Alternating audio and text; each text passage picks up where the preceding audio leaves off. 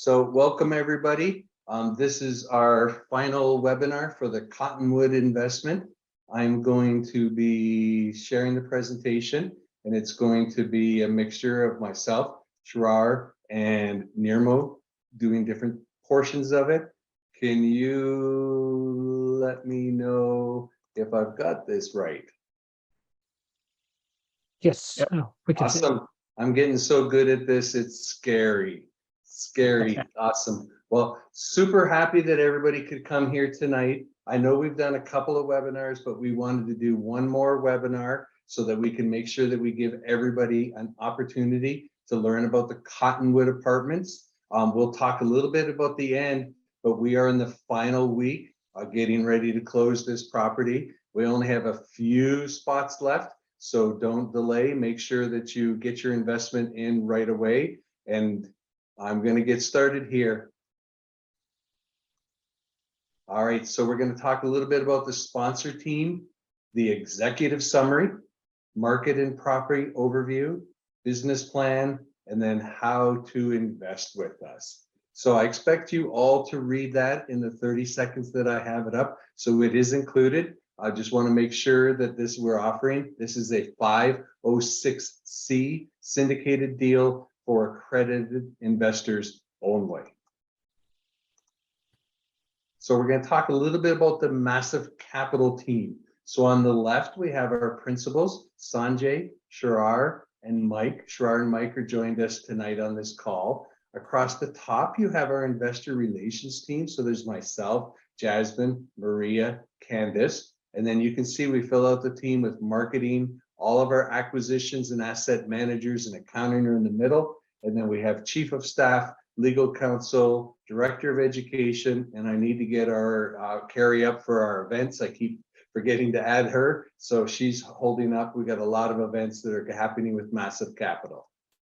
So talk a little bit about Massive Capital and what we've done if you're not aware of us. Last year, we closed about $106 million. So you can see all of these particular properties were closed in 2022. This year, we've already closed Amberwood. We're closed a new development in Austin, Texas. We're closing a value add 506B deal this week. We'll be finally on that. The new luxury space, X Space in Houston, we're actually on a wait list. So if you're interested still in investing in that, let us know. But tonight, the featured attraction is our value add multifamily property in Denver, Colorado. So Nirmo, you want to go ahead and introduce yourself, sir? Yeah, thanks, Trevor. My name is Nirmal Ramalingam. I'm here in Colorado. I've been here for almost 20 years, so pretty familiar with the neighborhood. I started my career in information technology management, and then slowly started doing some real estate investment 6 years back in single family. But now transition over to multifamily. That's what we primarily do right now. The picture on the right is the property that we bought in Denver last year. We will talk about it a lot in the coming slides, but that makes a big basis for what we are offering here right now. But yeah, nice to be here, and we're partnering with Massive Capital on this deal. And you got to tell them you're famous. You're on HGTV. Come on. I love that show. I watch HGTV every night. Yeah, my fix and flips have been on HGTV. I have not been there. My properties. Oh, your property. Okay. All right. I thought you were a celebrity. All right. Very good. Not yet. Not as much as you are.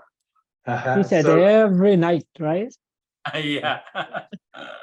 So tonight we're going to be talking about the Cottonwood Apartments. It is 18 units. It's actually in Lakewood, but Lakewood is really a suburb of Denver. And we'll explain a little bit more about the location in a little bit, but it is a fantastic location. So we're going to turn it over to Shirar now, and he's going to work a little bit of his magic. Thanks, Trevor. So before we get into the Cottonwood, and we want to explain why Denver is a market that we like.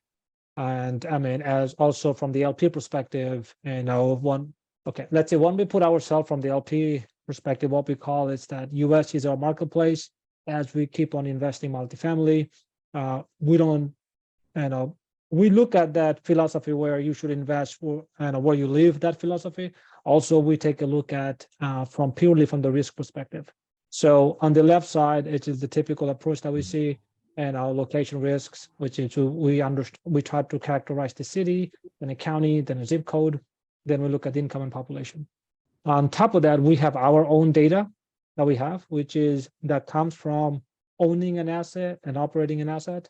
So our definition of ownership is that we need to own an asset for at least 12 months. We have been through a cycle of it, or sometimes 24 months as well. Because once you go through an asset with the 12 to 24 months ownership, you kind of sort of know how the taxation plays out, how the insurance plays out, and the GCs will play out, that kind of work. Also, we look at population density, and then buy selectivity and a cap rate, because we believe the density has a relationship on the activity and should have a relationship with the cap rate. And the last thing we take a look at it, which is the controllable versus uncontrollable. That's the one I'm going to spend some time on it. That's you don't see it from the outside, or most of the deal analysis that we do, we don't talk about it enough. But I thought I will kind of walk you guys through the controllable expenses and uncontrollable expenses or revenue, and how that plays into this the Denver market of it. So on your right side, you'll see a location, which is every location that we take a look at it. We split that into categories. On top is revenue. Within the revenue, when we look at a property now, we have something which is not under control, which is the light blue color. You can see that uncontrollable. Within the uncontrollable, we have the population growth and income growth.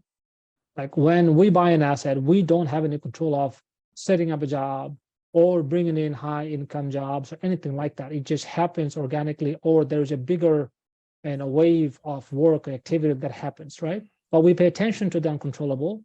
Whole idea is that wherever we can, we're going to play with the right side, and wherever we can, we're not going to play with the wrong side, right?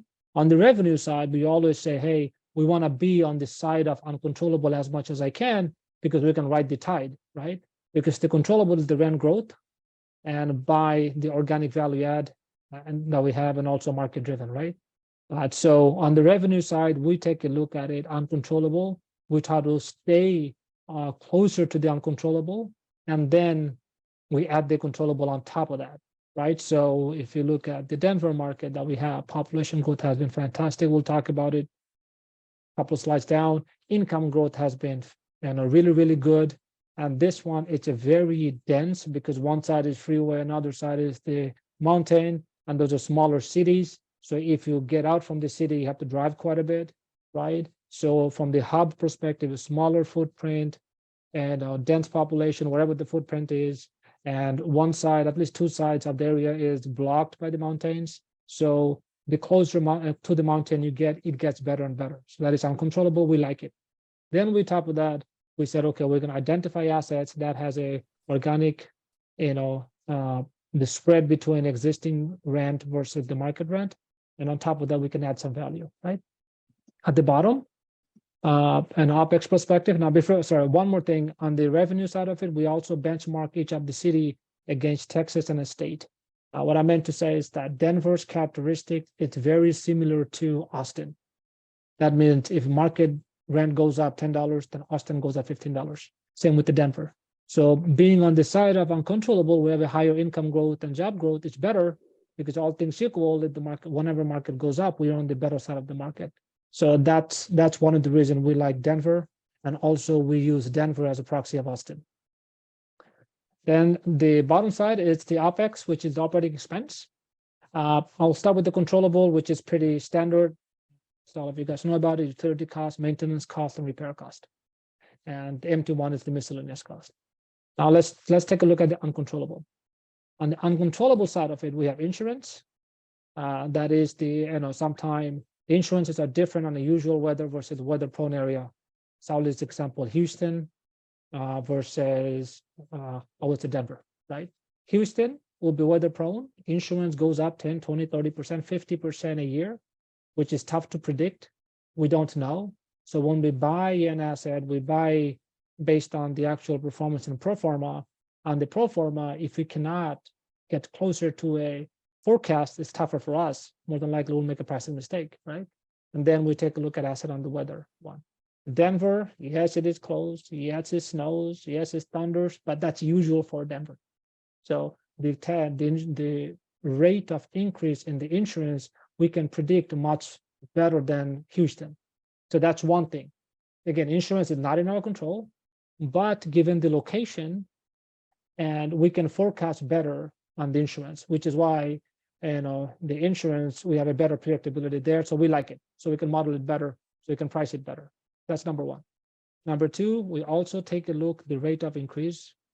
The rate of increase has been crazy in down south versus rate of increase is very steady state. The way we say is that if the insurance company makes money, they're not going to come and beat us down.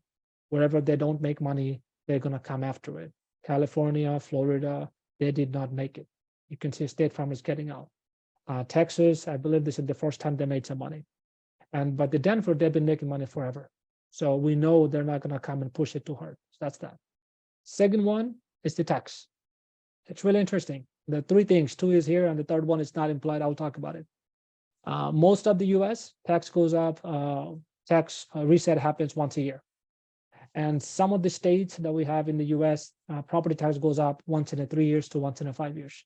So we pay attention to that. And then on top of that, we add a layer of how high the tax goes up. Again, I'll use Texas. I love Texas, right? Big enough, but in the state of Texas, the rate of tax increase is much faster than Colorado. The reason being is that the states that have dual taxation, property tax goes up slowly. States that do not have dual taxation goes up. Either way, we pay the price. Going back to the modeling and the forecasting model, number one, we know the tax doesn't go up that fast. And number two, we can predict how high it goes up. Put together, when we look at the Denver market, we are on a better side of the tax and the better side of the insurance, number one, which is we can forecast better. Number two, that in the Denver area, the rate of increase is very less and the insurance and tax is very cheap because the location is dual taxation. So if we look at the state's perspective, if I am the LP investors, I want to build a portfolio. So I buy something in Texas, which is big, has a higher velocity, I can buy more units. Then I should complement that with Denver, where I'm exposed to less risk for uncontrollable side. I spend less dollar on my insurance, less dollar on my tax, and I have a better predictability. So put together, we feel like Denver is, or the Colorado in general, it's a very good complementary investment in terms of portfolio risking. And that's why we are really bullish in the Denver market. So this is our second asset that we'll talk about it. And we also have a retail center there. So we feel pretty good about it from the uncontrollable side of it. That's typical, it's a little bit more unconventional, but hey, we're here to make investments. We're buying the asset based on the future forecast and the actual performance. So we gotta have more data point beyond what we see in a usual case. And putting all together, Denver is one of our core markets. All right, let's go to the next slide. Now it's a lot that I dumped on you guys. So as we kind of go through, we'll talk more about it. Okay, so I'll walk you guys through in 3 slides. The first one on the left is the rent trend. The dark blue line is the average, the rent growth, and you have seen how it went up. Given the density and the location and the blockage, which is one side mountain, one side freeway, Denver trends more. So very similar to Austin, right? So rent goes up much faster rate in Denver. Look at the middle chart and look at the Denver suburb and on the population increase there. It's huge steep curve because we like it, right? And especially with the COVID time, a lot of migration happened and you want to work and you want to play together at the same time. So rent goes up, population went up, and the forecast is going up even more. And the last one is the job. Professional and business services that you see, the first one, the biggest one, trade and transportation, second one. So going back right to left, we have steady state jobs, population growing up, put together, given the location that has a barrier to entry, we have rent goes up much faster than the market. So the staging perspective, going back to the previous slide, we talked about rent, uncontrollable, and this is what we see, we are on the side of the market. Now, we take a look at it that what is the spread between home ownership monthly payment and also the rent that we're going to charge. we don't talk about it enough because we have to think about it, retention, right? We want to go to a place where by design, there's some segment of the, the demographics must be renting, and so that we have more demand on it. So that's where, line number 3 comes in.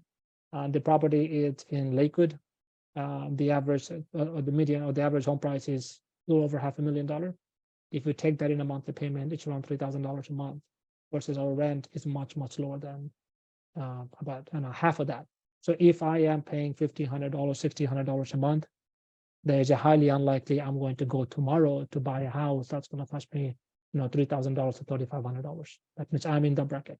So we like that property really good because it's right there.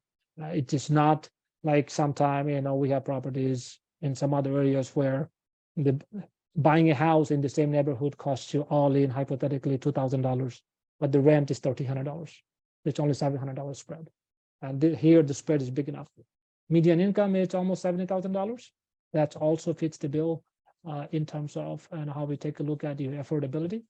So going back from the bottom, the location that we have, the median income supports the rent more than what we're gonna forecast. And also whoever is coming to rent with us, we believe they're going to stay with us longer because buying a house is more expensive. And then that property and the Lakewood is located in a Denver market where economy is growing, and the metro is getting bigger as well. All right, the next slide. Thank you. Now this is interesting.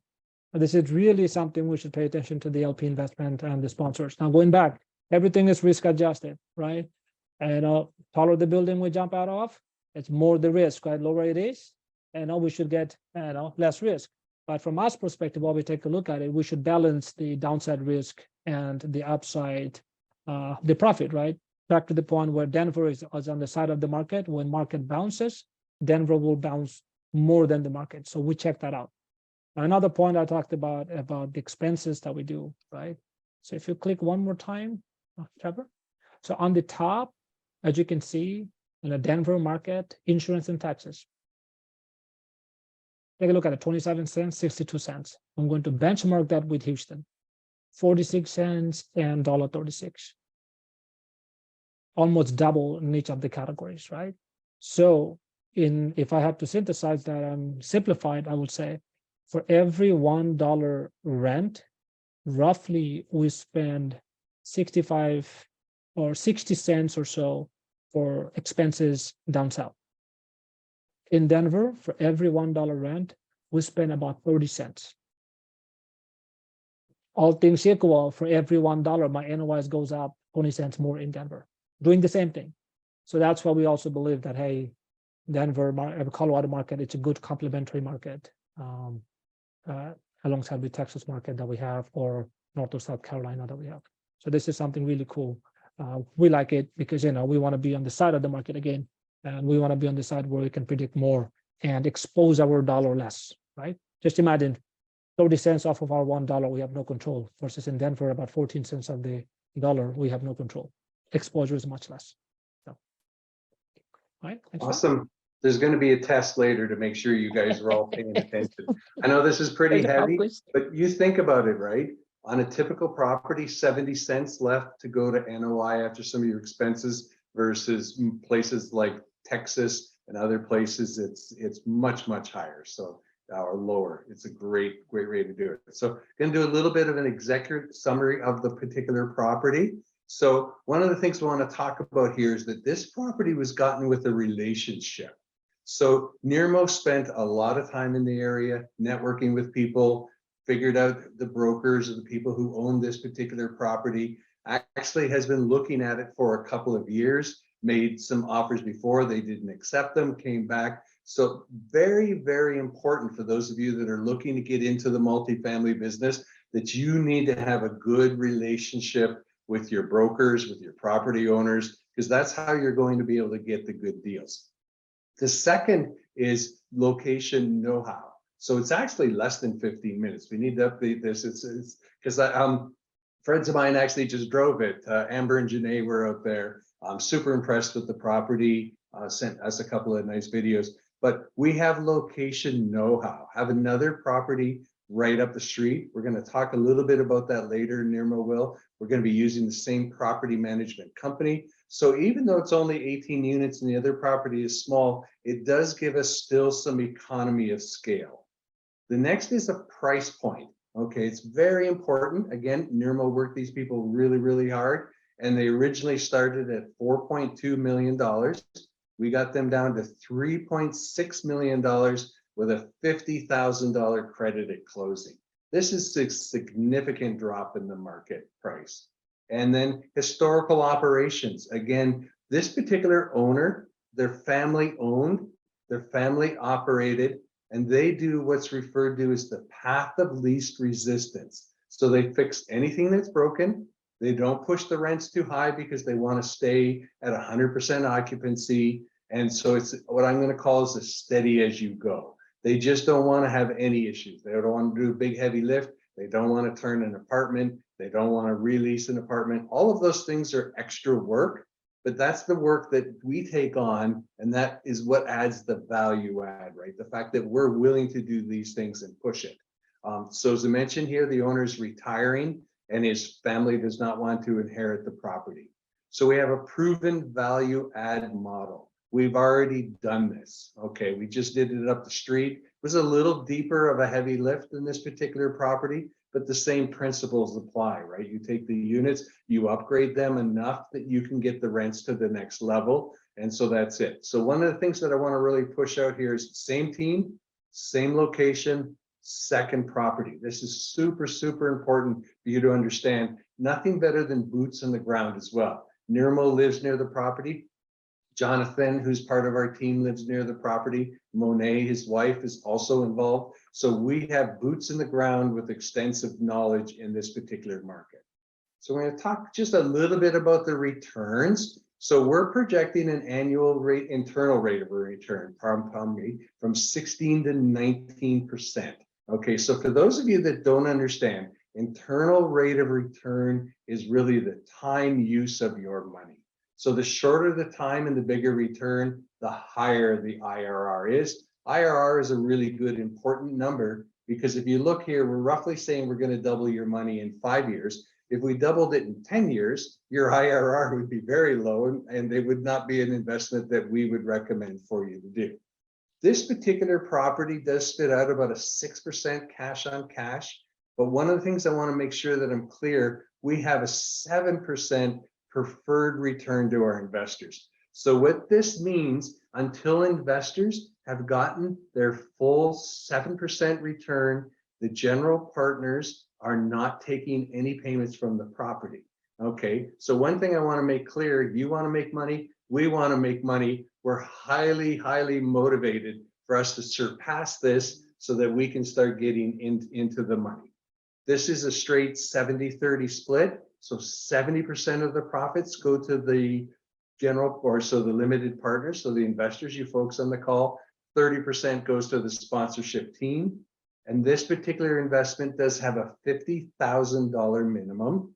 And so we do have a cost segregation that's going to be done on this particular things. And we're assuming if you get $100,000 invested in the deal, you'll see about half of that spread over 5 to 6 years, with 30,000 of that roughly coming in the first year. So why invest in this deal? Okay, this is a strong asset from day one. All right, this is stabilized. It actually says 96% occupied. We're actually 100% occupied. They leased the last unit out while we were there. Just to make sure you know too, they leased it out to a good tenant. We made sure that they did a proper background check and everything. And they are well below market rent. And during the period, once we get to what are we calling our market rent, we're only estimating a 3% rent growth. And still in the Denver market, it's a hot market, and it's been growing at a rate which you saw from Sherrard's slides earlier on. So we have a solid upside with rent growth, NOI growth, and this achievable with minimal effort and minimal touch-ups. So this again is not a heavy, deep value add. This is definitely a value add we're going in, we're improving the quality of the apartments, we're improving the quality of our management, we're pushing things where the previous owner we mentioned did not push things, we're pushing them, but this is not something that takes a lot of work and there's a lot of risk with it. Low leverage, this is something that's super important in today's debt market. We're at a 61% loan to cost. And for those of you that understand debt service coverage ratio of 1.7 times during the hold, this is a very good number. This is a number that makes lenders and banks happy. We are assuming a Freddie Mac small balance loan. It is fixed at 5.56 interest rate for the 5 remaining units. Attractive purchase price. We're purchasing this for about $200,000 a unit. Similar units in the area are $220 to $240 a unit. And we have an exit cap rate assumption of 5%, and we've done a sensitivity analysis at 5.5%. And I'm going to reiterate again, same team, same location, second property.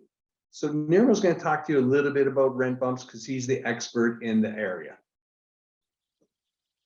All right, thanks, Trevor. That's the important part again, right? We're going to talk about the importance of that same team, same location. That plays a big part in what we are trying to do with this property. So this one has 18 units, like Trevor mentioned, three or 1 beds, 15 2 beds. We are planning to get the average rents of those 2 beds from about $13.92 to about $16.50. So how do we know if we can get the rents or not? Next slide. So if you see the map in there, the 3600 Ingall Street is the property that we currently own, that we've been repeating multiple times here. So the new property that we are buying on West 16th, is less than 10 minutes away. So we know exactly what we are walking into in this property. We know the demographics. We know our target tenants. We know what rents we can get. So that helps put a big perspective even before. There's no trial and error here. We know exactly what we need to do to get the rents where it needs to be.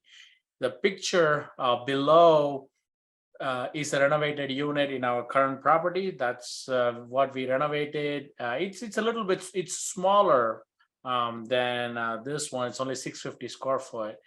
And we are already getting $16.50. I think we rented a unit like a couple of days back for $16.75. But the current property is 850 square foot. If you just compare dollar to dollar per square foot, we are only projecting $1.94 while we're already getting $2.50 dollars per square foot already. Now we are trying to be as conservative as possible given the market situation, but we still, even at $1.94, it is healthy returns for this one. The picture below the Zillow picture right there shows that property in the neighborhood, which is currently in the market. It's 800 square foot, similar, a little bit smaller, but very similar, and they're already listing it for $1,800. It is a little bit upgraded in the kitchen, but it's still small and dingy. The units that we have are nice and wide and you can see light coming in from both directions, and we are pretty confident we can get to our Proforma rents there. And one thing too, I'd like to point out, if you look at this 1,800, which is well above what we're predicting, this is still within the 3 times rent income area. So even at this particular rate, the people that are living in this market, this is affordable under basic rules of 3 times the income. In fact, it can get up almost to 1950. So I want to point that out because that's an important fact, that if you increase the rents and nobody can afford it, it doesn't do you any good. So yeah, it's the median income is a healthy about 68K, I think, is what is in the location. Pretty good demographics there. So So this is the front of the picture, a front picture of the property. As you can see, it has a good curb appeal, well mature trees in the front, manicured lawn. Like Trevor mentioned, the property has been well taken care of. If you see the previous picture, you should have seen like cinder block construction. So they have brick in the front, cinder block in the back, very well built.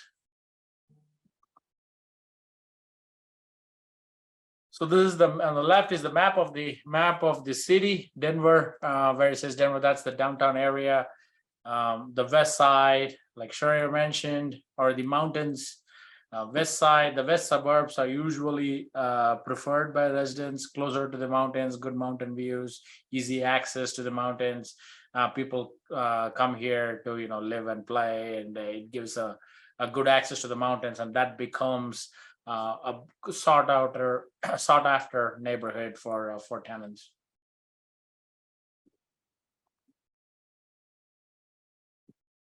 It's 18 units, 1959 built. Occupancy, like Trevor mentioned, it's 100% right now. They had one unit vacant for showings, but when we got in the contract, they leased it out as well. Again, this is the back of the building. Has nice space in the back. There's space like a bench to sit, and this is the cinder block construction I mentioned, but still, it's nice and wide, very airy. Kids can play. If you have dogs, they can play as well. So that's also a good curb appeal as you tour as a new resident. You come and tour the property. These things kind of stand out. So I always like to say it was born the same year as me. It's just as good looking and in good condition. So it's my favorite joke. I don't know what I'm gonna do once we close this deal. That's good. It's still in the Denver metro. It's part of the Denver MSA. The actual name is Lakewood. 3 bedroom, 3 1 beds, 15 2 beds. It's pretty nice, airy units. If you can see, they put nice front doors, hickory doors. The floors. The main thing also is that the reason we can bump rents here is the current owners have already done a lot of capex work in the property. Roof is from 2017. Windows have been replaced. A new boiler system is in the unit, and almost all of the units have seen some kind of renovation. Most units have new floors, new paint. Some of the vanities have been updated. Some of the tile in the bathroom has been updated. So they've done a lot of work. The only thing they did not touch was the kitchen, and that's where we come in to capture that delta.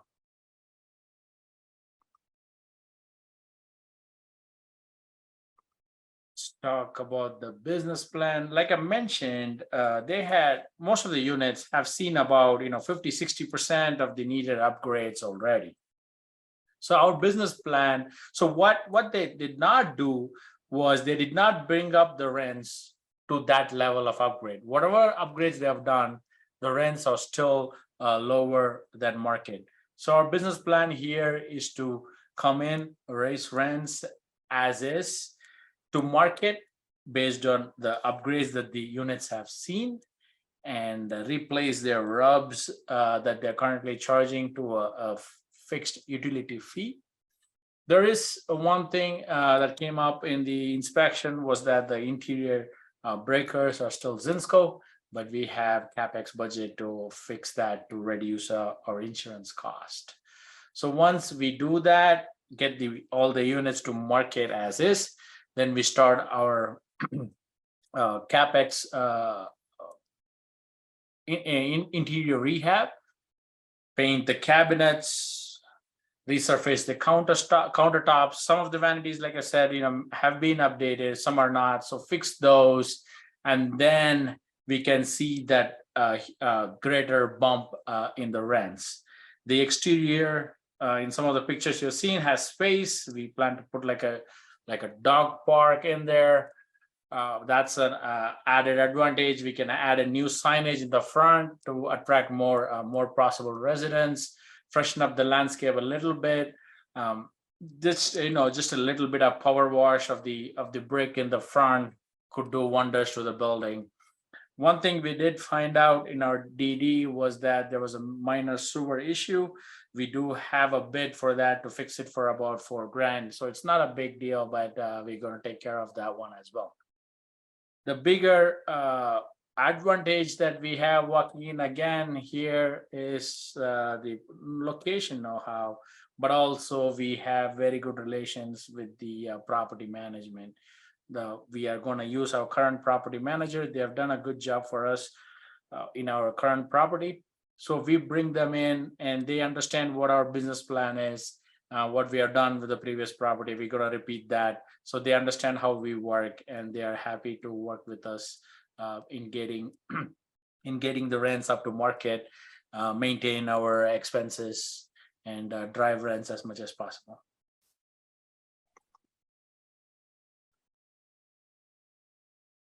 The timeline, so that's the business plan I talked about. So the timeline of that would be the first 6 months would be to get the new property manager in, get them acclimated to the new property, start adjusting the market rents to market as the leases come to an end.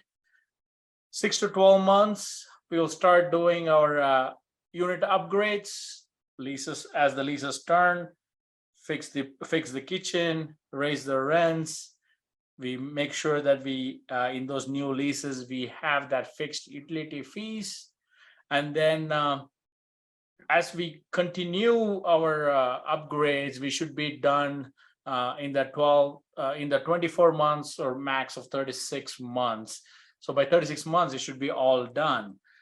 We get every unit upgraded, we get efficient market rents, and at that point we start assessing our income and expenses. Now we have maximized our top line, then we also want to make sure that we have an efficient management and manage our bottom line as well.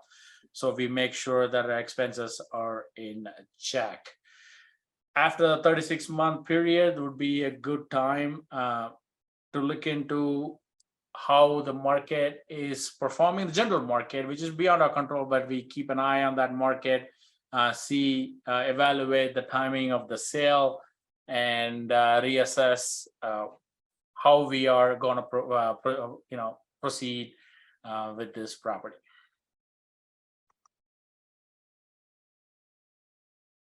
So here we will dive in a little bit deeper into the numbers.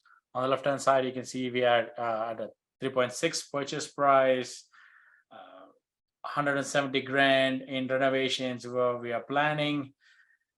The debt we have is a very good debt that Trevor mentioned as well. We have a 5.56% fixed for 5 years. So it's a pretty small balance.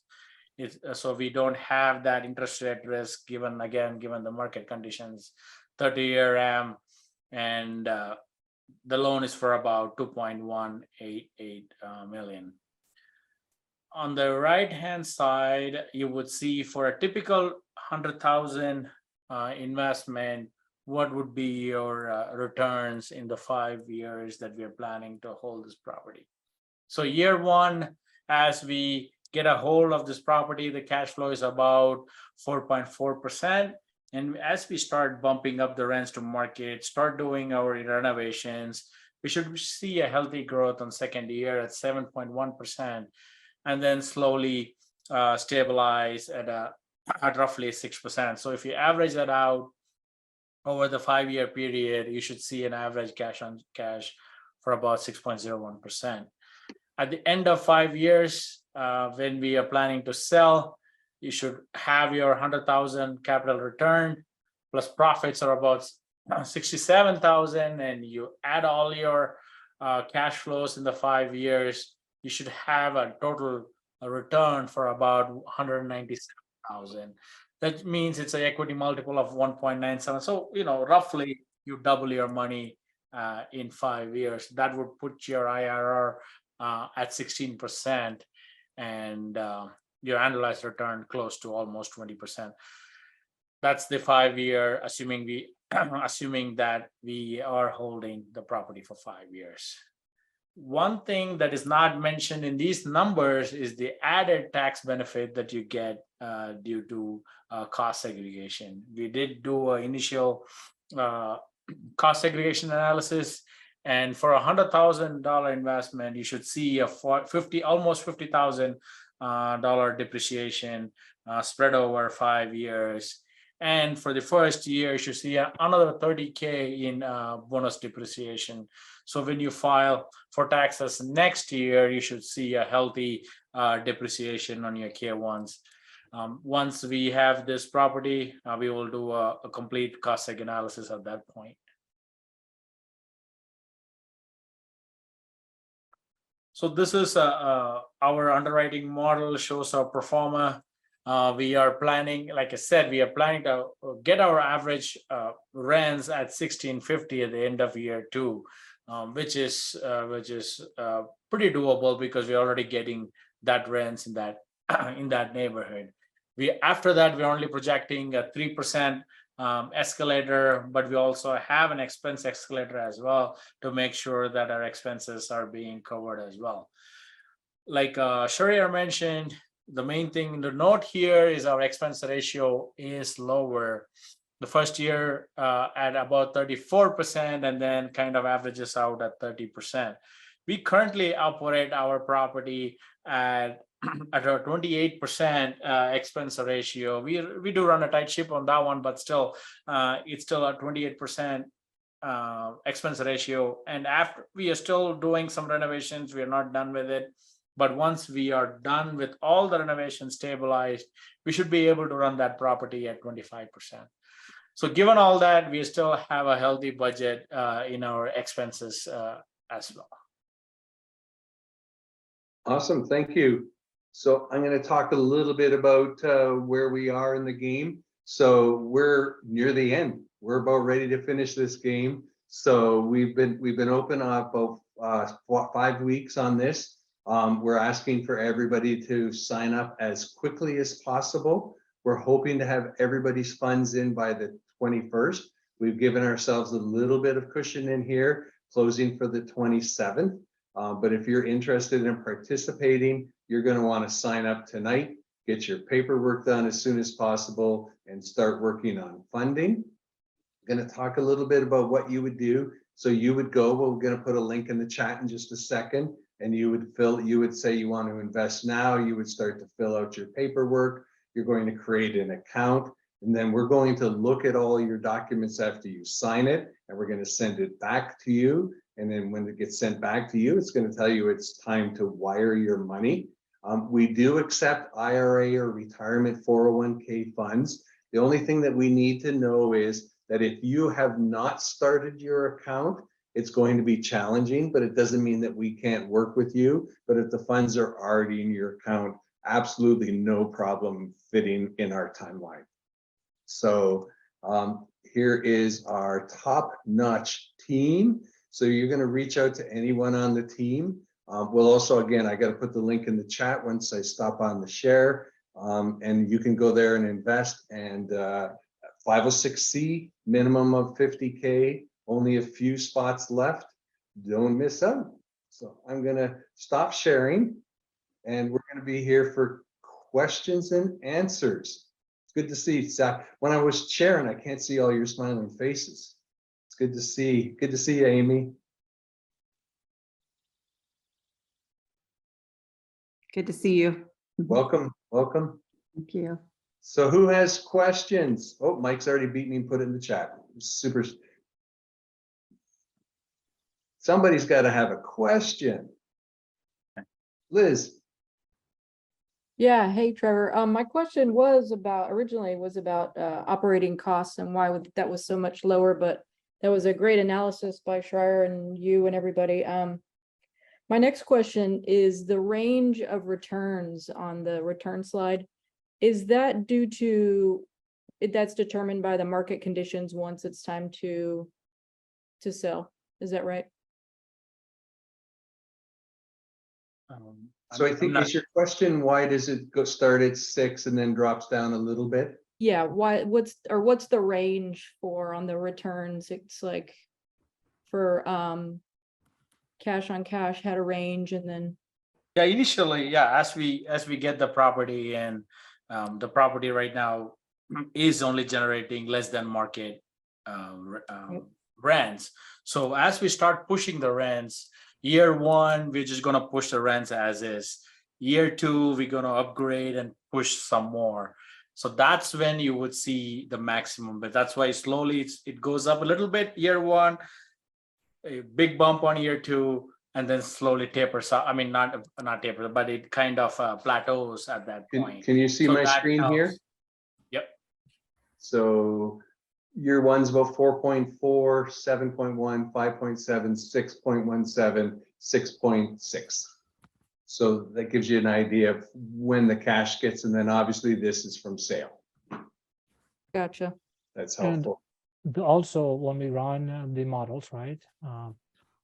So think about what is the model says. The model says we're going to have that property for 5 years, and assuming every single month of the year on the January 1st, we collect a certain amount of check for 60 months straight, we get a certain return.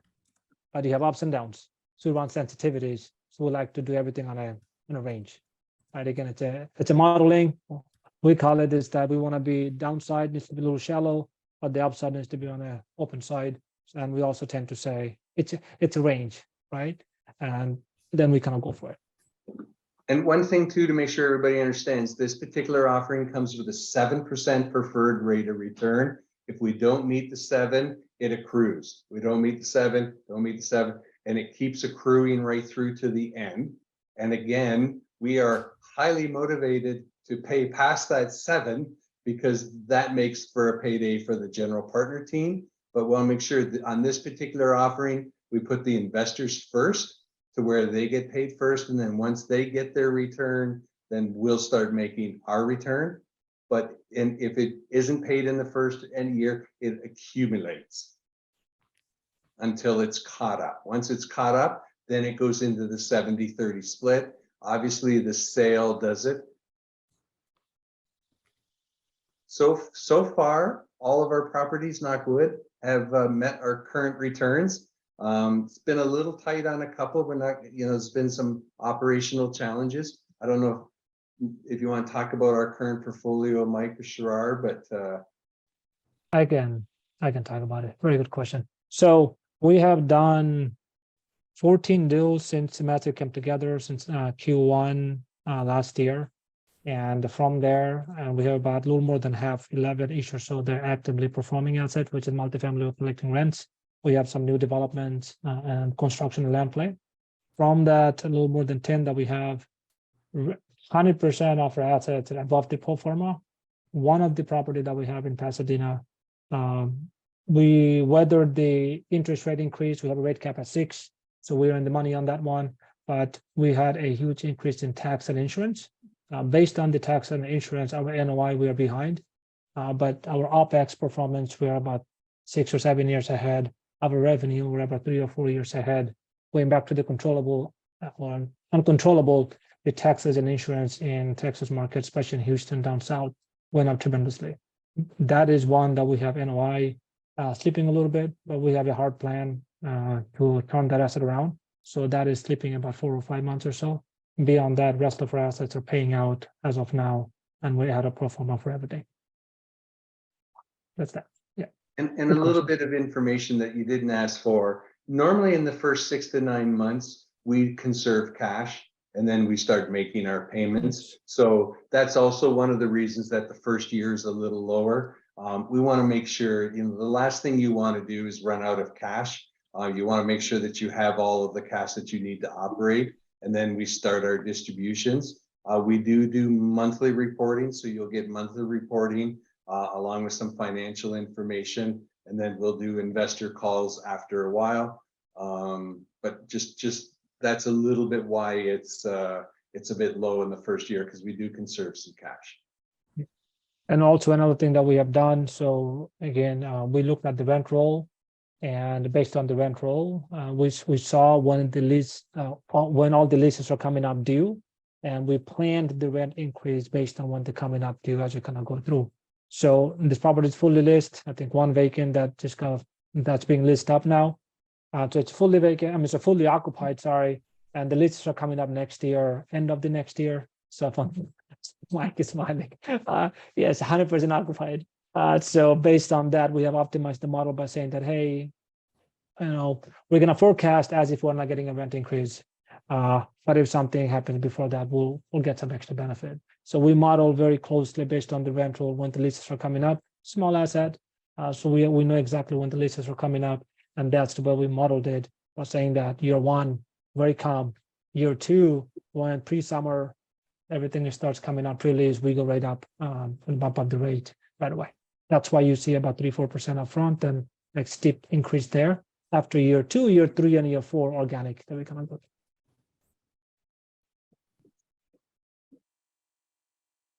Nirmal, you want to take that one? The property tax increase?